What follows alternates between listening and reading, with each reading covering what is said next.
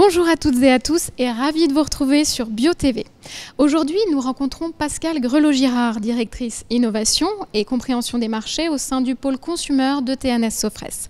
Elle va nous parler du rapport qu'entretiennent les Français au bio et plus particulièrement à l'alimentation bio. Retour sur les grandes conclusions de l'étude.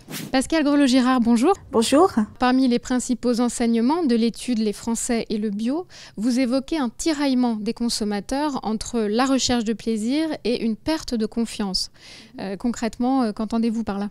Alors, en préambule, ce que je peux dire, c'est que quand on demande aux Français qu'est-ce que c'est que l'alimentation pour eux, ils y associent avant tout du plaisir, pour 59% d'entre eux. Ensuite, un petit tiers y associe le fait que ce soit nécessaire pour vivre, et le reste, le fait que ça soit avant tout un moyen de prévenir les problèmes de santé. Donc, au fort de ces constats, ce qu'on peut voir, c'est que les Français sont tiraillés entre le fait de se faire plaisir, le fait de manger sain, le fait d'avoir une alimentation variée et l'effritement de la confiance qu'on observe dans nos études à l'égard des produits alimentaires. Donc aujourd'hui, finalement, les Français sont tiraillés entre leur désir de manger des produits sains pour leur santé, qui soient bons et sains pour la santé, dont ils soient sûrs de la qualité, et la perte de confiance qu'ils ont dans la qualité des produits alimentaires. Alors l'étude nous dit que la seule mention bio sur un produit ne suffit pas. Les consommateurs sont en recherche de réassurance et de preuves tangibles. Concrètement, que conseillez-vous aux marques ? Alors, ce qu'il faut surtout avoir en tête, c'est compte tenu de cet effritement de la confiance à l'égard des produits alimentaires, les consommateurs, ils se fient effectivement à des preuves tangibles.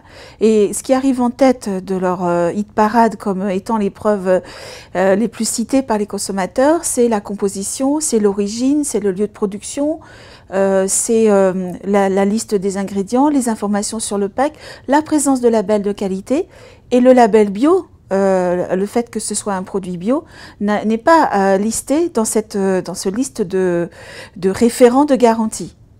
Donc aujourd'hui, ce qui est important, c'est que le bio s'associe quelque part ou capitalise sur d'autres preuves de confiance comme l'origine. Le bio se doit d'être transparent, il doit aussi montrer que la composition des produits est irréprochable, que les produits sont fabriqués dans tel ou tel endroit, ce qui permet de rassurer les consommateurs sur le lieu de production, l'origine française ou pas. Et puis aussi valoriser la composition, notamment quand il y a des ingrédients naturels dans la composition des produits bio. Concrètement, ça veut dire qu'il faut effectivement être extrêmement pédagogue sur les lieux de vente, amener le consommateur, montrer les produits, donner des fiches cuisine quand il s'agit d'essayer de nouvelles recettes avec de l'épeautre par exemple. Moi, en tant que mère de famille, je ne saurais pas cuisiner l'épeautre, donc ça veut dire peut-être aussi avoir des offres d'essai sur des catégories de produits. Ça veut dire également bien mettre en valeur les messages et les bénéfices qui sont associés à ces produits. Compte tenu des explications que vous venez de nous livrer, quels sont les enjeux majeurs du marché bio s'il veut s'assurer d'une croissance durable ? Ce que je conseille aux marques bio pour s'appuyer sur ces preuves tangibles, tout en associant bien évidemment le caractère bio, mais affirmer le lieu de production, mettre en avant les origines, bien mentionner quand c'est fabriqué en France ou produit en France, mettre en avant les éléments qui composent le produit, notamment quand on peut s'appuyer sur des mentions 100% naturelles ou à base de tel ou tel ingrédient qui ont une bonne réputation et une bonne image auprès des consommateurs. Pascale Grelot-Girard, merci beaucoup. Merci beaucoup. Cette émission est à présent terminée. Je vous remercie de l'avoir suivie et vous donne rendez-vous bientôt pour un nouveau reportage sur BioTV.